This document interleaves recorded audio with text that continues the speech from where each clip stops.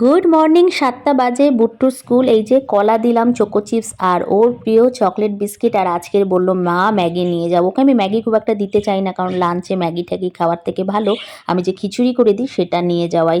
আর হায়দ্রাবাদের ওয়েদার কি আর বলবো, কালকে সারাদিন বৃষ্টি ছিল। 4টের সময় বুট্টুর বাস আসবে, সেই সময় আমি তো দাঁড়িয়েছিলাম বৃষ্টির মধ্যে, না ভেতরেই দাঁড়িয়েছিলাম। বাস দেখে ছুটলাম, ওই বাস থেকে নেমে আর ঘরে ঢোকা অবধি একটুখানি আমাদের বৃষ্টিতে দুটোকেই ভিজতে হয়েছিল। এত বৃষ্টি কালকের হলো, বাপরে বাপ। রাতেই আমি সব রান্না বান্না করেছি, আর সেগুলো রেসিপি তো আজকের একটা নয় দুটো রান্নারই রেসিপি আমি শেয়ার করব। ফিশ কাটলেটটা ভীষণ ভালো হয়েছিল, সেটার আমি আর রেসিপিটা রাখিনি, না হলে সেটাও তোমাদের সাথে শেয়ার করতাম, বাট ওই ফটো দিয়ে যদি শেয়ার করতে হয় করে দেবো, কারণ ভিডিও আমার করা নেই। আসলে কি বলো তো, সবসময় না এগুলো মাথাতেও থাকে না। রাস্তায় কি জল জমেছে দেখো, বুট্টুর বাস আসলো আর চলেও গেল। আজকের আমার টিফিন বানানোর ঝামেলা নেই, কারণ রাত্রের বেলা ভালো ভালো রান্না করেছিলাম, সেগুলোই সব টিফিন বক্সে আমি ভরে দেবো।